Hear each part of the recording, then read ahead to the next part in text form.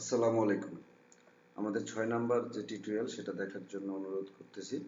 আমাদের এই পজ সফটওয়্যারের এবার 6 নাম্বার টিউটোরিয়ালে আমাদের যে মেনুর কাজ হবে সেটা হচ্ছে স্টক ট্রান্সফার এবং ব্যালেন্স ট্রান্সফার। এই দুটো কিভাবে কাজ করবে? এর আগে আমরা যেটা করছি অ্যাডজাস্টমেন্ট, পারচেজ রিটার্ন, এক্সপেন্স। এরপরে যেটা হচ্ছে আমাদের স্টক ট্রান্সফার। স্টক ট্রান্সফারে আমরা যদি যাই, স্টক ট্রান্সফারে দেখবেন আমাদের দুটো লোকেশন, এটা মাস্টার যারা ইউজ করে মাস্টার পজ 2 লোকেশনে, তখন এটা আমাদের কাজ করবে ফ্রম টু। সো আমাদের লোকেশন এখানে একটাই আছে।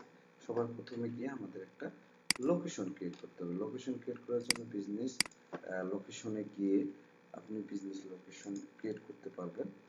আপনি এখানে গিয়ে অ্যাড, আমি একটা লোকেশন ক্রিয়েট করতেছি। সো এখানে আমাদের কি আছে, একটা লিমিট করা আছে।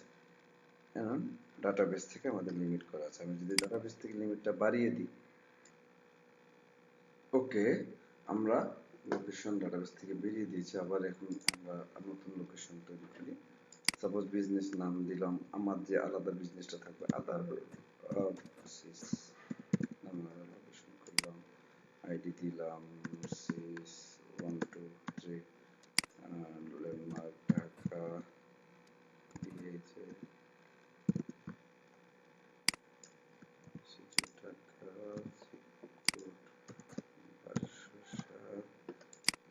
টাকা বাংলাদেশ, মোবাইল নাম্বার 07931305। ওকে, ওয়েবসাইট যদি থাকে আদার নাম্বার লেআউটগুলো দিয়ে দিচ্ছি। ওকে, আর যদি কাস্টম থাকে, আমার দুটো লোকেশন এখানে তৈরি হয়ে গেছে, একটা সিস পজ, একটা আদার সিস। সো এইবার আমি যদি স্টক ট্রান্সফারে যাই, এখানে রিলোড দিয়ে দেখি, আমি এই যে দুইটা লোকেশন চলে আসছে। আমার মেইন হচ্ছে সিস পজ, সিস পজ থেকে আমার মাল যাবে কোথায়, আদার সিসে।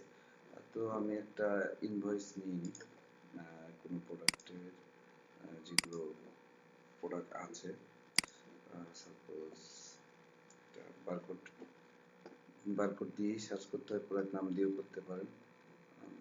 এটাই নিই,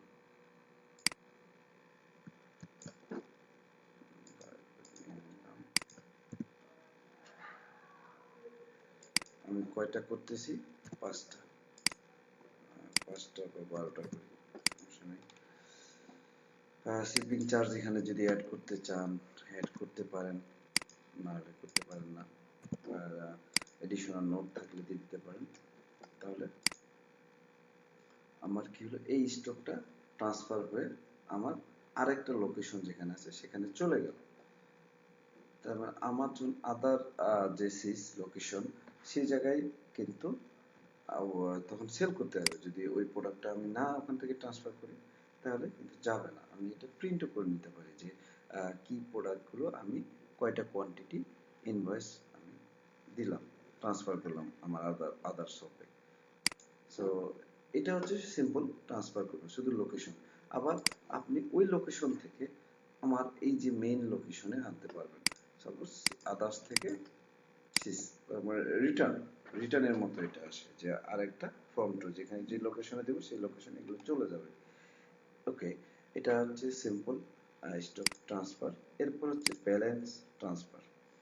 আমি এটা করলাম, আগে লোকেশন ক্রিয়েট করে নিলাম, ক্রিয়েট করে দেন এটা মাল্টি শপের জন্য।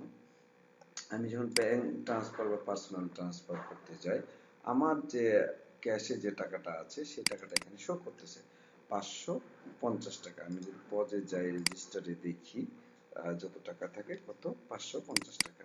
এই কারণে এটা এখানে শো করতেছে। এখন আমি সাপোজ যে কোনো জায়গায় ব্যাংক নাম এবি ব্যাংক, ব্রাঞ্চ ঢাকাতে দিলাম, অ্যাকাউন্ট নাম্বার যে কোনো একটা দিয়ে দিলাম, অ্যাকাউন্ট ট্রান্সফার করলাম 30 টাকা।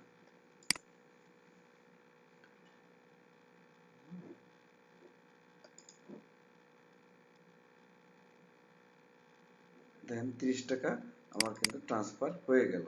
তা আমার ব্যালেন্সে আছে 520 টাকা। আমি এখানে যখন লোড দিব, তার মানে আমার এখানেও 520 টাকা লোড দেখাচ্ছে। এখন এখানে দুটো আছে, একটা পার্সন আর একটা হচ্ছে ব্যাংক। সেম ভাবে যদি কোনো পার্সন বা মালিক পক্ষ এসে বললো যে আমার কাছ থেকে 20,000 টাকা দাও, কাছে 20,000 টাকা আছে, নোট দিয়ে রাখলেন যে মালিক আজকে এত এই সময় এত টাকা নিয়ে গেল। আবার সেটা কি করতেছে, ব্যাংকে ক্যাশে কোনো টাকা নাই, এখান থেকে কি করছে, রিসিভ করতে পারেন, ব্যাংক থেকে করতে পারবেন বা পার্সোনাল মালিক পক্ষ যদি কেউ দিয়ে দেয় সেই টাকাটাও আপনি ক্যাশে ইনক্লুড করতে পারবেন।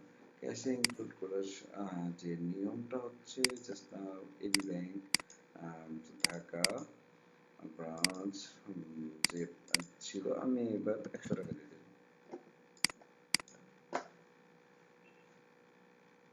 Do you know have balance, কারণ এখানে তো আমি 30 টাকা অলরেডি ট্রান্সফার করছি এবি ব্যাংকে, তার মানে আমার ব্যালেন্সে 30 টাকাই আছে, আমি বেশি টাকা দিতে পারবো না। 20 টাকা আমি দিয়ে দিলাম, 20 টাকা আমার যাবে।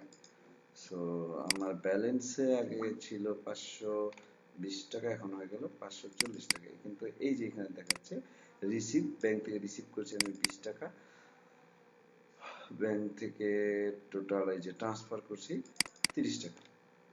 এইভাবে কিন্তু আমার হিসাব ক্লোজ হয়ে যাচ্ছে। যে ব্যাংক ট্রান্সফার হিসাব নিয়ে আসবো, অনেক সময় এটা দরকার হয় ব্যাংকে ট্রানজেকশনের সাথে মিল রাখে আমাদের কখন কোথায় যাচ্ছে অ্যাকাউন্টগুলো, সেগুলো অ্যামাউন্টগুলো সেগুলো আমি হিসাব করে রাখতে পারতেছি। সো আপনি বুঝতে পারতেছেন যে transfer balance, transfer receive balance, এইগুলোর কাজ কি এবং স্টক ট্রান্সফার কাজ কি, এবং স্টক ট্রান্সফারের কাজ কীভাবে করবেন, মাল্টিভেন্ডার ইউজ করবেন।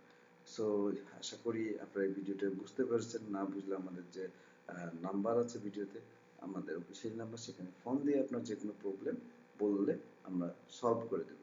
এবং এর পরের যে লাস্ট যে ভিডিওটা, সেটা রিপোর্ট নিয়ে আমি একটু আলোচনা করব। আশা করি সেই ভিডিওতে দেখার জন্য অনুরোধ করতেছি।